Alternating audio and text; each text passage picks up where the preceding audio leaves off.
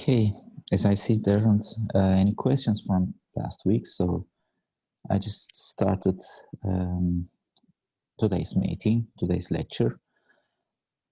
Today it's going to be relatively important. Well, everything was important, but there are some particular topics which you will be seeing all the time, if you know what I mean. So knowing this would be required for learning the other things. And as you may guess, it's about a combined property of a system. If the system contains two properties at once, that is linearity and time invariance, we are going to call them linear and time invariant systems, which is a particular class of systems.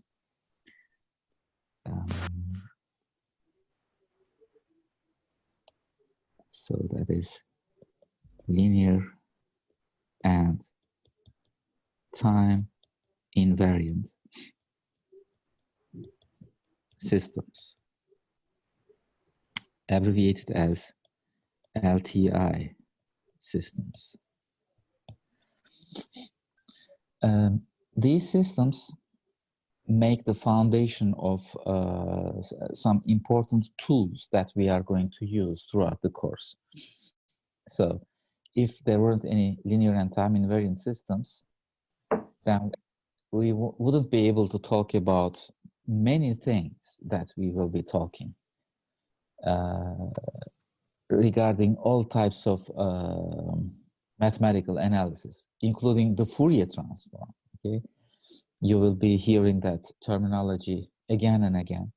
That is Fourier transform. Laplace transform is another thing, and there are discrete time versions of that one as well. In the discrete time, it will be called the discrete time Fourier transform, and the Laplace transform will be named something else, because the differential equations will be converted to difference equations. Therefore, the concept of differential equations or difference equations is necessary to even talk about these things. So what makes a linear and time invariant system so important? Let's start immediately with an example. That example will be, or this example will be an awkward example. It's not the intuitive example that many of the videos just talk about. I gave a few video links in the previous week's lecture module in Canvas. I hope you have watched them. But in this week's module, I also gave a few links to PDF information, documentations that are available on the internet. Over there, the thing that you will notice is that people just focus to linear and time invariant systems through a particular input and output relation of a system. Because if the input is given to you and its output is also given to you, and if it is a linear and time invariant system, it means that if you shift the input, the output is shifted the same way. If you shift the input, the output is shifted the same way. If the input is scaled by a number, the output is also scaled the same way. That is the whole idea. Yeah. But now the example that I'm going to provide is not the example that has been given to you. By the way, I should better mute you guys. All right. So the example of the input-output relation is an interesting or a different input-output relation, because the input is chosen very arbitrarily, like this. It's a discrete time input that I'm going to indicate. Let's call it x1 of n. And it's a short one, consisting of a 1 at -1, a 2 at 0 and another 1 at 1 over the n-axis. So this is the input, and the output of the system to this input is given as 1 and 1 at 0 and 1. So this is y1 of n. Now, the reason that we are using linear and time invariant concepts is because we should be expected to discover the output to other inputs as well, if you are given one type of an input-output relation. And that one type of an input-output relation is, for this example, given like this. But now the question is, can you determine the output of the same system? This is the LTI system. The same system to this time the second input with x2 of n. So the question is, what is y2 of n to this input, where the input is 2 at 0, 3 at 1, 0 at 2, and -1 at 3. And everything else that I don't draw, you can just assume them to be zeros. So it's a new signal, x2 of n, whatever it is.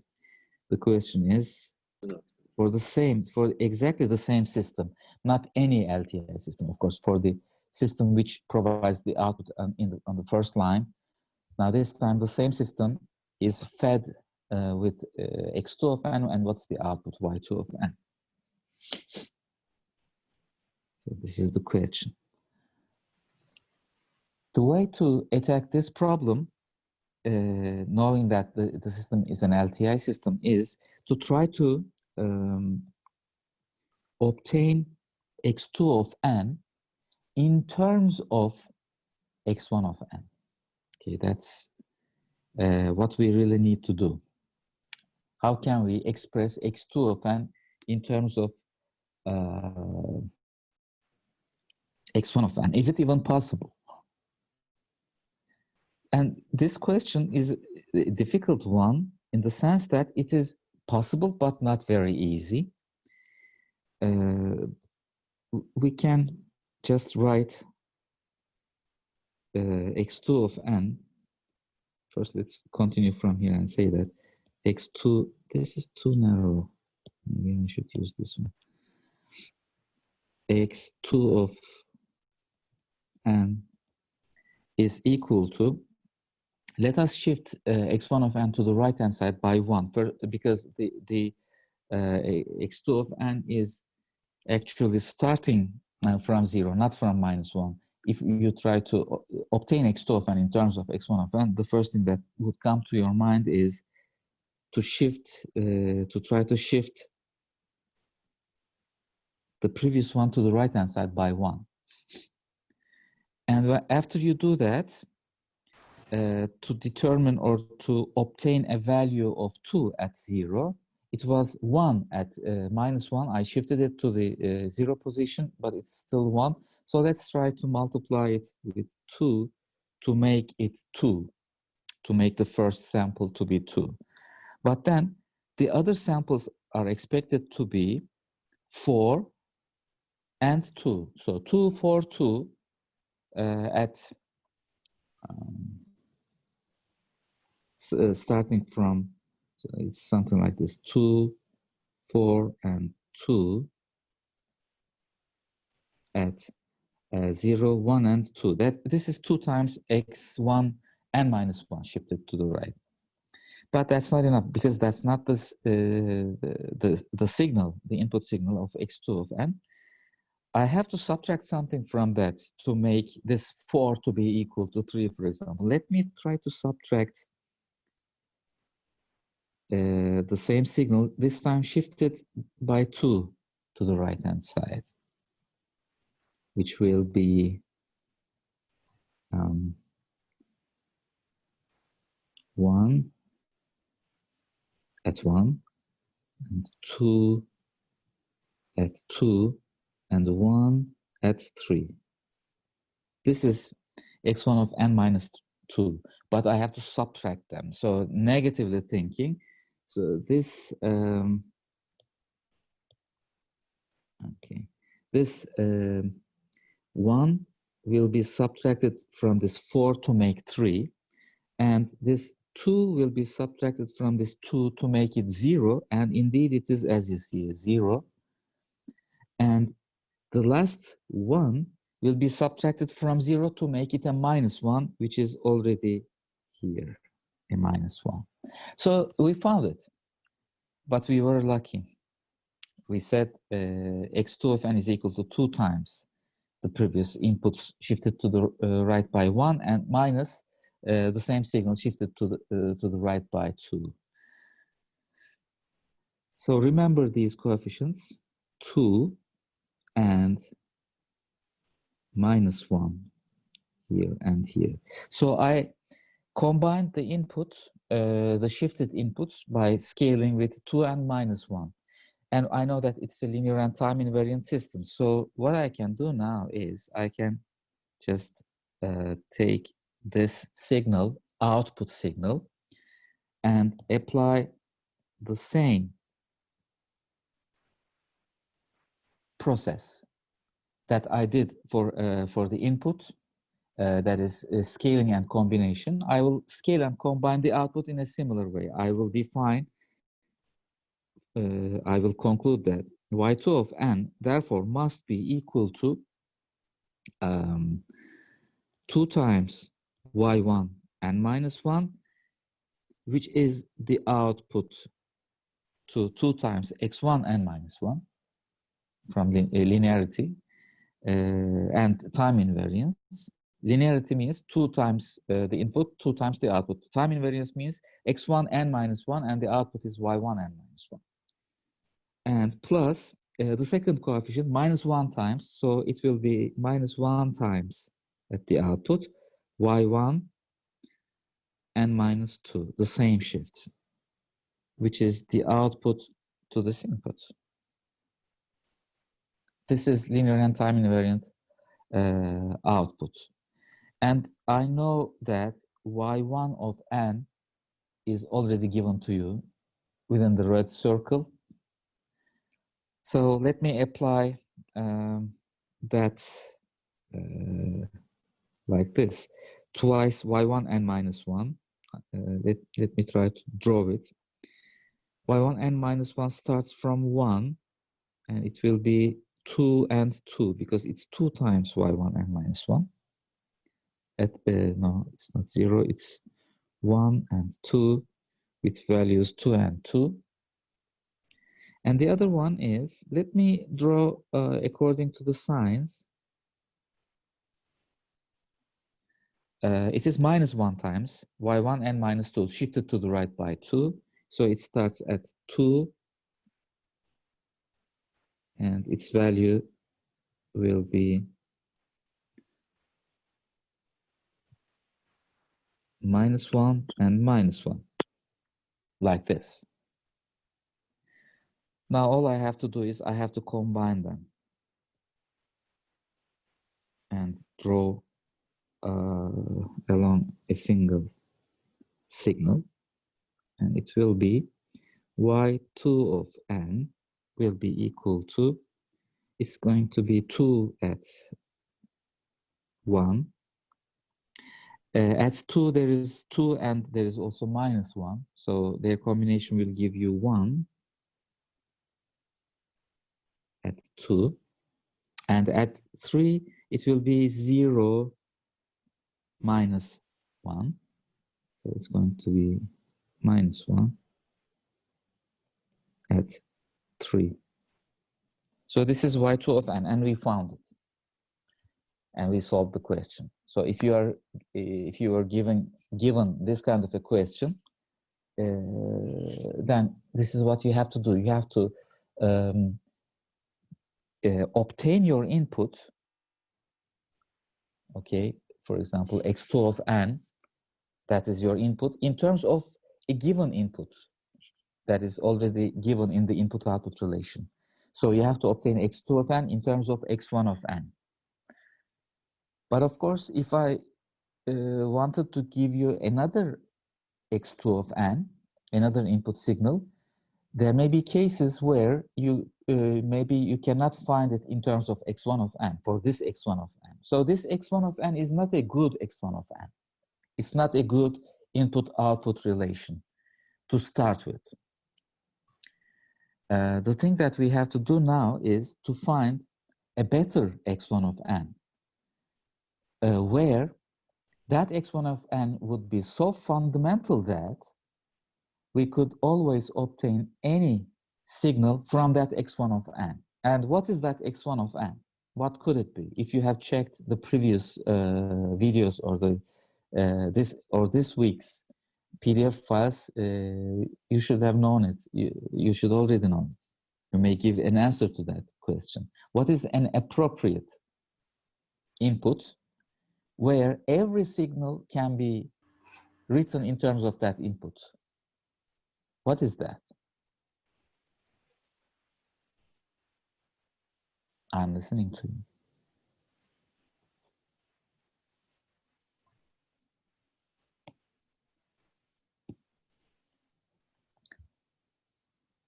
You could also use chat if you wish. Oh yeah, there was already an answer. I just missed it. Impulse. Doğukan Gözler wrote it. It's an impulse. Thanks. It's a unit impulse, in other words, which is, so x1 of n that we want is delta of n, which is this input with value 1 at 0 on the n axis. Because every signal is a combination of shifted to the left or to the right, shifted and scaled appropriately versions of this one. I want to give or describe one example about how to express any kind of a signal from impulses. And we are going to do everything in discrete time because it's easier to explain everything in discrete time. It is very difficult to explain things in continuous time, but once we understand everything in discrete time, how do they generalize to continuous time will be quite easy. It will be easier in that way. So we don't start with continuous examples at first. We will continue with discrete time examples. The example is as follows. Suppose that you have this signal. It's a 1 at -1, a 2 at 0, and then a 3 at 1, and -1 at 2. So this is your x of n. The others are zeros. Now, how can I express this signal in terms of impulses, or expression of a signal in terms of impulses is our discussion now. And I want to explain it from an example. How can I write this as a linear combination of scaled and shifted impulses? Well, as you see, it is already consisting of shifted and scaled impulses. You can see them here. It's in the graph. What are they? The first one at the left-hand side is actually 1 times delta n plus 1, because it is shifted to the left. How about the second one? It is 2 times delta n. It's there. This one, it is 3 times delta n minus 1. And the last one here is -1 times delta n minus 2. What am I writing here? minus 2. So these are the impulses that makes my signal x of n. So let me combine them.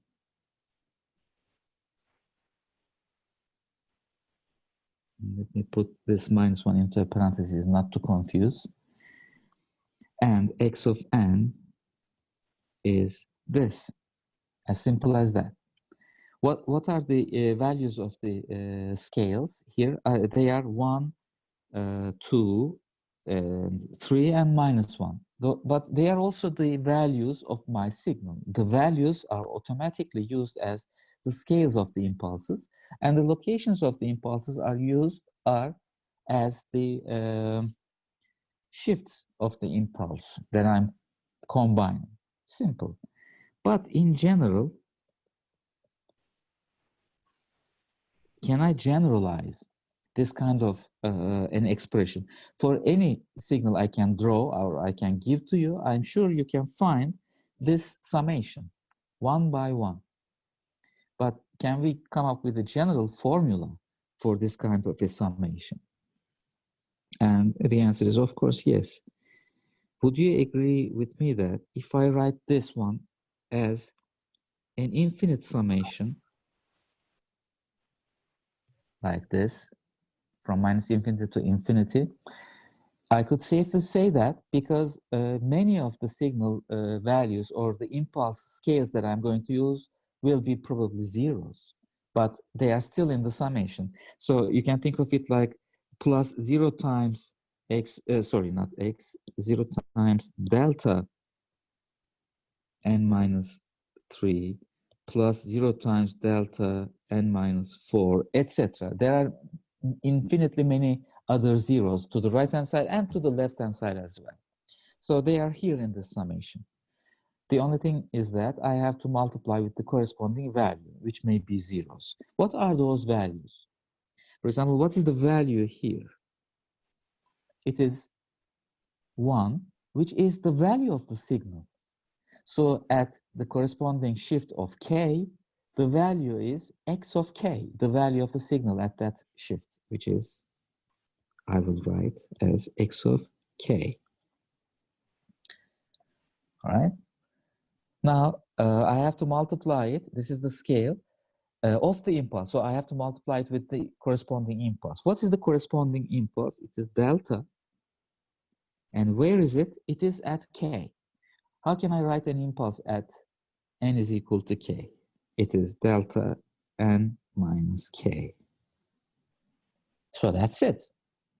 This is it. Let's put it.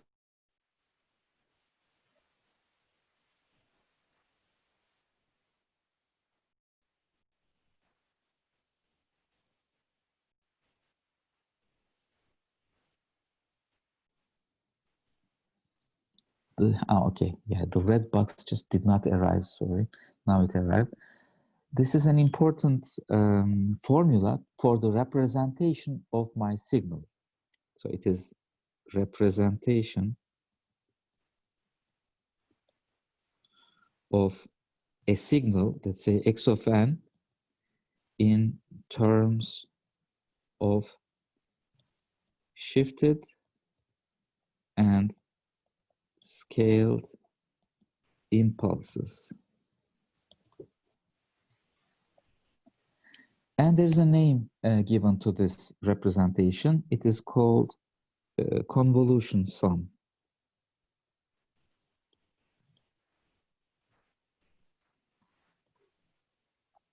I have briefly mentioned about convolution of two signals, but this is really not like the convolution of two signals, but it's the representation of one signal. But it's also equivalent to convolution of x of n and delta n. So I am convolving with an impulse. The convolution is with an impulse. I'm convolving the input with an impulse. Soon you will be confident that when you learn the convolution formula, if you convolve a signal with an impulse, it gives you the signal. So the convolution of x of n and delta n will be equal to x of n. In fact, that's what we have at the right-hand side summation. I'm convolving x with delta, and the output is x. But it is more than that. The meaning is more than that. It's just not like a convolution. It's the representation of my signal. Why am I insisting that this is the representation? Because of this. We have linear and time invariant systems, and I'm inserting x of n as the input. So what will be the output of the system? For that, we have to determine one by one the outputs. So what is the output to delta n minus k? What is the output of an LTI system to delta n minus k? Let us start from there. It is y of something. But let's say that if delta of n goes into my LTI system, the output is given a name, that is h of n. You remember I was calling the systems, or I was denoting the systems always with h. So what is h? Actually, it is the response of the system to an impulse, delta n. And we are going to call this impulse response. I applied an impulse at the input, and I determined the response of it. So it is impulse response. It's an English name, and it makes a lot of sense. The name is, so don't just memorize the names of terminology. Understand the meanings of those names. Impulse response. So the input was impulse, and this is the response of it, h of n. So to every delta of n, I had an impulse response called h of n. So to delta n minus k, let's come back to our representation signal. Now to this delta n minus k over there, what is the response of the LTI system? You can open your mic and tell me.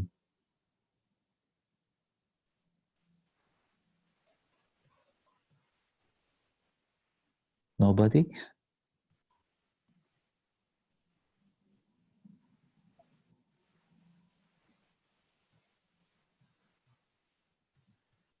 Well, it can't be that difficult. If delta of n gives you h of n, what does delta of n minus k give you? H of n minus k. Alper Mandacı, yes. With a question mark, because is it that one, he says? Yes, it is. H of n minus k. Let's immediately write it like that. H of n minus k, exactly. Shifted impulse input, shifted impulse response at the output. Now, let us also incorporate the scale. This scale is a value, it's a number. For example, for my previous example at the top, the values of those x of k's were, for x of minus 1, x of 1,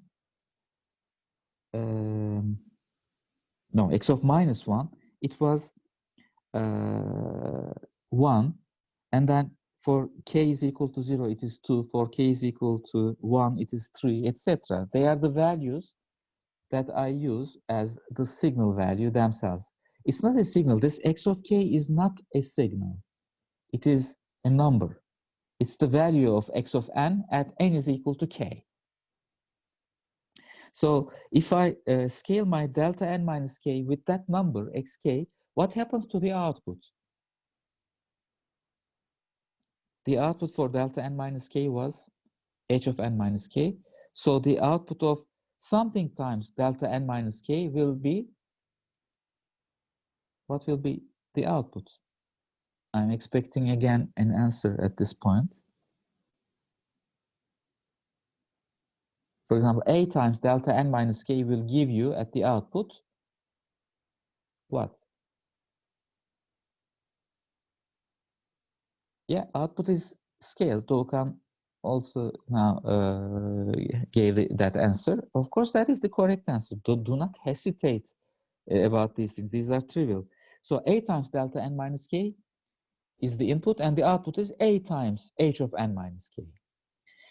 Xk times delta n minus k is the input. The output is xk times hn minus k. Xk times hn minus k. That is the output for the same system. How about this summation here? I'm combining, for example, A times delta n minus 1 and B times delta n minus 2. And the output will be A times hn minus 1 plus B times hn minus 2. Let me write it, write that example. A times delta n minus 1 plus B times delta n minus 2. And the output will be A times hn minus 1 plus B times hn minus 2, right? That is linearity. If you combine the inputs, you combine the outputs, individual outputs. So this summation that we have here is essentially automatically reflected as it is, the same combination, k from minus infinity to infinity. So I'm combining the impulses in the input, I'm combining the impulse responses at the output, the same summation. And this combination will give me y of n. All right. So this is what the output is, and this is how you find it. This is the important and famous and celebrated formula for so-called convolution. Convolution is determination of the output from impulse responses by combining the impulse responses. H of n is the impulse response, h of n minus k are the shifted versions, xk times h of n minus k are scaled and shifted versions, and now I'm combining those impulse responses individually for every impulse, and I'm going to come up with the convolution. Now the problem is, how do we find this convolution output? It's the formula, and it has a notation given to it as well. It is notated as y of n is equal to x of n star, which means convolution, h of n. So this is the notation for most like multiplication, but it's not multiplication. So I'm not really multiplying x of n with h of n. I am convolving those together. And when I say convolving, I mean the formula in the red box, which is a convolution of x of n and h of n. I will need a few more minutes of you to give one example of the convolution, and I will start from here. So let me open a new page and write the same thing and give you h of n. Now I'm going to call it h of n from the previous page, which I just already forgot. How was it? It was 1, 2, and 3 starting from minus 1, 1, 2, 3, and minus 1. So let me go back here. It was 1, 2, and 3, and minus 1 at 2. So this was my impulse response. When the input was impulse, this was the output. So I'm going to call it h of n. And in the question, let us give a small input signal, which will be 1 at minus 1, 2 at 0, and -1 at 1. So this is my input. The question is, what is the output? How do you determine or obtain the output on the n-axis? Now I can see that I shift the impulse to the left and scale by 1 to obtain this one. First, let's start with that one. Let me draw it with green. So the first input I have will be this. Let's isolate it. To this one, what is the output?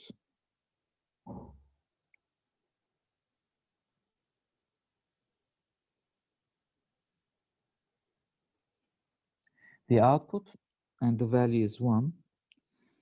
The top, the black output was for the impulse in the center. This one is in to the left, so I have to shift the impulse response to the left by 1 and then scale it by 1, which means we shouldn't change it. So things are going to be like 2 at -1, 1 at -2, 3 at 0, and -1 at 1. So the left-hand side green is the response to the right-hand side green, which is a component of x of n. Now let's think of the other components. For example, let's think of this one, the one in the center, but it is scaled by 2. So let's draw it by with blue, let's say. So this is the input, which is 2 here. And then what is the output? The output is, first of all, there is no shift. It's only a scale. So we have to scale the top black h of n by 2. And that will be the response.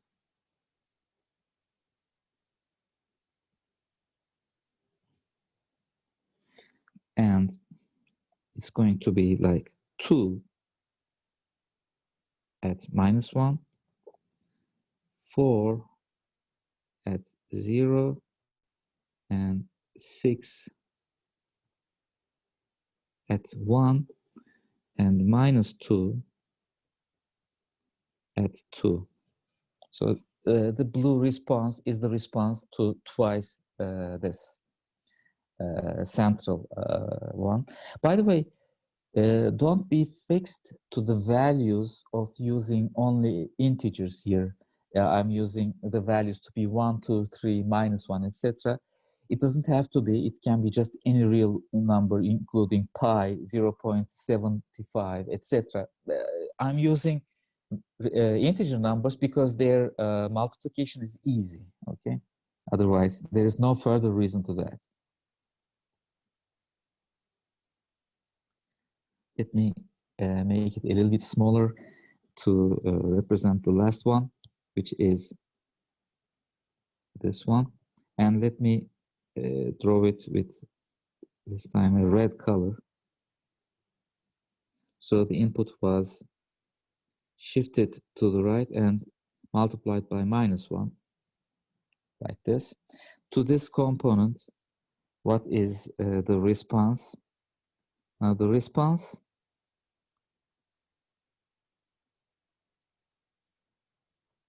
must be, first of all, shifted to the right by 1. So the top black one is shifted to the right by 1, but every number is multiplied by -1.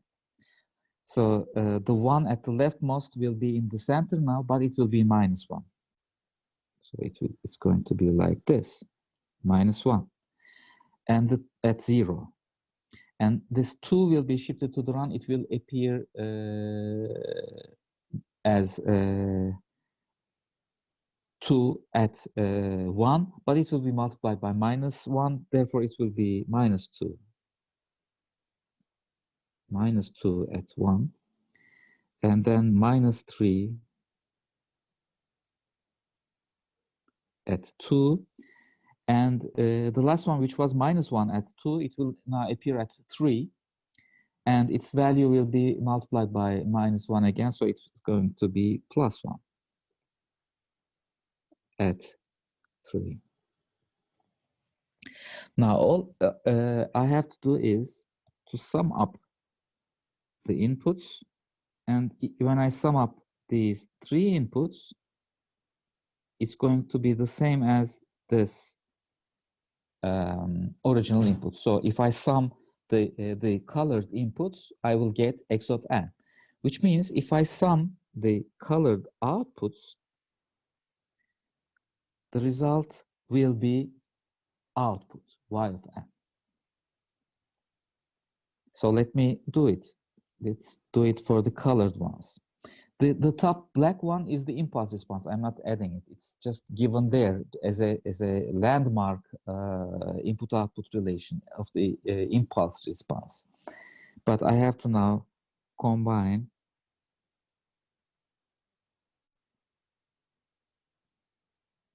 the colored ones, starting from the green one.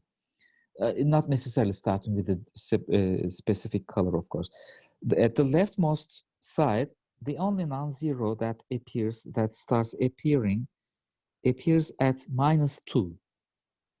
And at -2, from the green one, I can see that there's a 1. And there is no other component that I have to add. At -1, there are 2 components, the green and the blue one, and their values are both 2 and 2. So their summation is 4. And then at 0, there are 3 components, both all of them appear, both the green and blue and the red one. Their values are 3 plus 4 minus 1, which is 6. So let's say that something here. That's the value 6.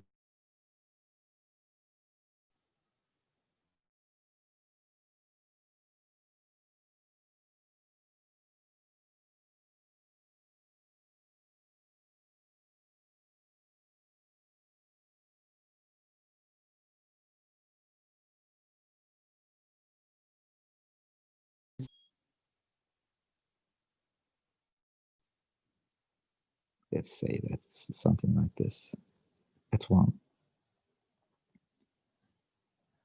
And then at 2, there seems to be 2 components, the blue and the red one, which are -2 and -3, which will give me -5. Something like this maybe. At 2. And at 3, there is only the red component, which is giving me 1.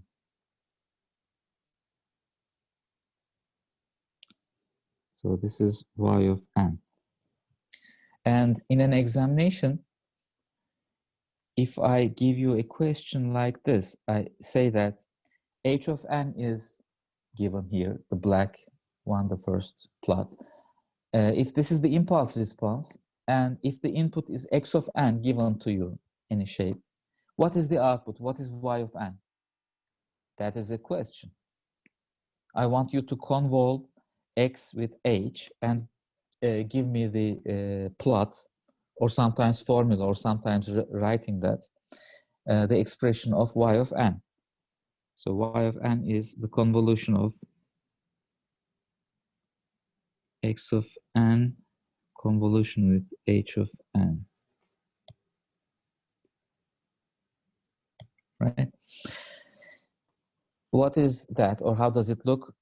For this, for example, question, you should give me this y of n, the graph.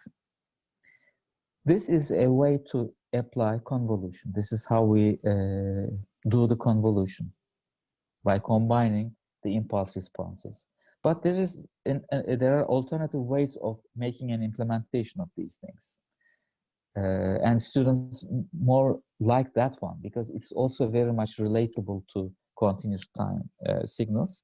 We will also see that, but after the break. So I will stop the recording and give a break of, let's say, 15 minutes or something. But before that, do you have any questions? Let me ask you, is everything clear how we determine the response of the system from impulse responses? We split our input to impulses.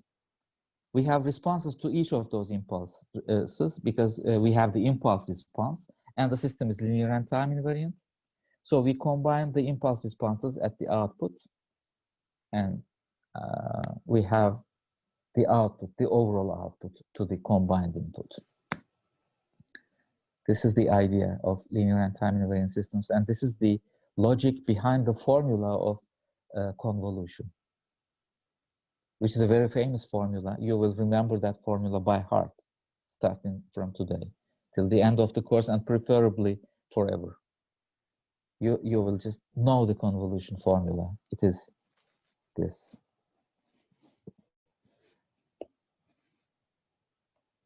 formula here. Let me make it larger. The one in the red box, that's the convolution. But the reasoning is this. We are combining the impulse responses, accumulating the impulse responses in a summation like this.